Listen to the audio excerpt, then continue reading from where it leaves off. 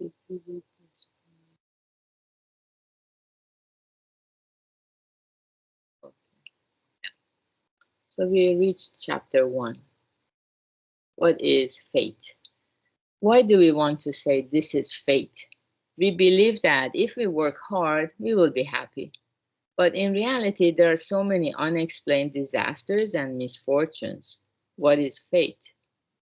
According to Kant, words like fate and luck are not strictly defined terms, although they are allowed to be used in normal conversation. So even if we try to clarify its meaning, the answer cannot be derived in any way from experience or from reason, he argues in his main book, Critique of Pure Reason. However, in the beginning of the same book, Kant writes that human reason has a strange way of using the word fate. Let's think about why people are tempted to use the word fate.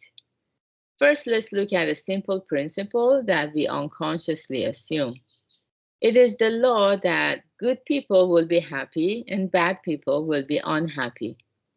In Buddhism philosophy, this principle is called Jigo Jitoku, karma or Inga Oho, which means retribution for cause and effect, and is expressed as follows: good cause brings good effect. If you do good deeds, you have good consequences or happiness. Bad causes bring bad effects. If you do bad deeds, you have bad consequences or misfortune. Own causes bring their own effects. You have consequences, misfortune, and happiness of your actions. Generally, the Japanese word jigo jitoku or karma is used only when there is a bad outcome, such as when you get lung cancer from smoking too much. But the original meaning is that you will take the consequences of your actions, whether they are good or bad. It must be common knowledge that it is our own efforts or actions that determine our happiness or unhappiness. The reason why students sit at their desk is because they have to do the act of studying in order to pass the exam. Work is painful, but the act of enduring and working creates happiness where you can buy whatever you want with your salary.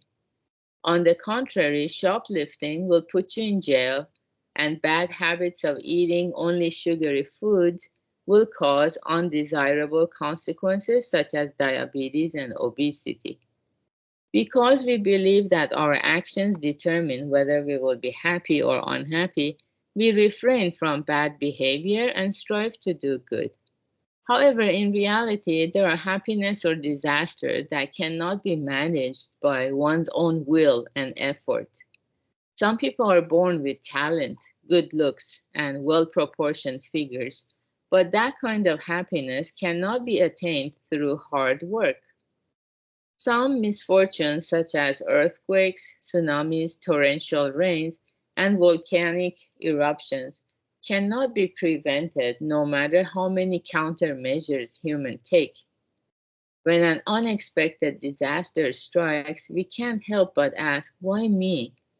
In such a case, we will feel as if there are some misfortunes and blessings given by a power beyond human control. Then we drop our shoulders and say, is this my fate? Fate here means joy or sorrow given by a power beyond human beings, such as God. Our brains have the ability to see patterns or laws showing cause and effect. Thanks to the discovery of the law of cause and effect and the ability to predict the future, humanity has prospered greatly. For those of us who think based on the law of cause and effect, a seed never grows if it is not sown, it is unbearable to remain unaware of the causes. This is one of the reasons why people have believed in God since time immemorial. When there was no astronomy, the absence of the sun during a solar eclipse was nothing but a horror. So people created the explanation that the sun was missing because God was angry and tried to reassure themselves. Compared to those who interpreted the eclipse as the end of the world and were just afraid of it, Those who believe that this is the wrath of God and we can avoid catastrophe if we pray desperately had more hope. As for solar eclipses, with the accumulation of hundreds of years of observations, patterns have been found and eclipse prediction has become possible. No longer do people think of eclipses as the work of God. Typhoons, thunderstorms, and volcanic eruptions were once thought to be caused by God, but as the causes of these events became clearer, fewer and fewer people prayed to gods to appease them. However, even if we know the causes of typhoons, we cannot know why certain people were killed in landslides caused by a typhoon. Science can tell you how a typhoon developed, but it can't tell you why you fell victim to a landslide. No matter how much science advances, it will never be able to answer the question, why me? So in any day and age, the explanation, it's God-given fate, will never disappear, and neither will superstition such as, I was cursed by my ancestors or parents to have such an incurable disease, or I had an accident because I was possessed by an evil spirit. The anxiety of not knowing the cause is the source of such thoughts. When we say this is my fate, the fate refers to happiness or misfortune granted by forces beyond human control. Okay, very good. So, yeah, I think the part that stands out the most for me is about the anxiety of not knowing the cause is the source of our troubling thoughts. You know, if we don't listen to the Dharma, we don't see the connection between cause and effects. So when especially something bad happens, we panic. Yeah, we panic, we catastrophize, and our monkey mind takes over. So we cannot think rationally, and we make ourselves miserable. It's all because we have no clue why this is happening. Even if it's a bad cause, if we know the cause and effect, bad cause produces bad effect. I mean, it's still sad that we have to get the bad effect, but at least we're like, well, I brought this upon myself. I didn't see where I was going, so I stumbled and I injured my knee. So, or I injured my back.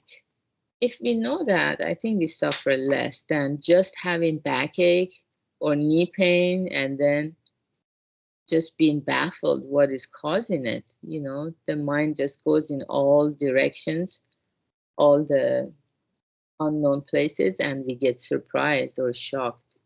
So our own mind troubles and torments us if we choose to remain in the dark by not seeking answers in life, by not seeking spirituality or answers.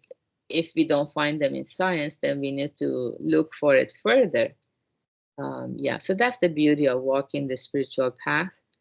And yeah, I'm happy for all of us to be here. We're going to have our Right View Lab at 8 p.m. Pacific tonight. And I hope you guys have a wonderful start of your week. Bye.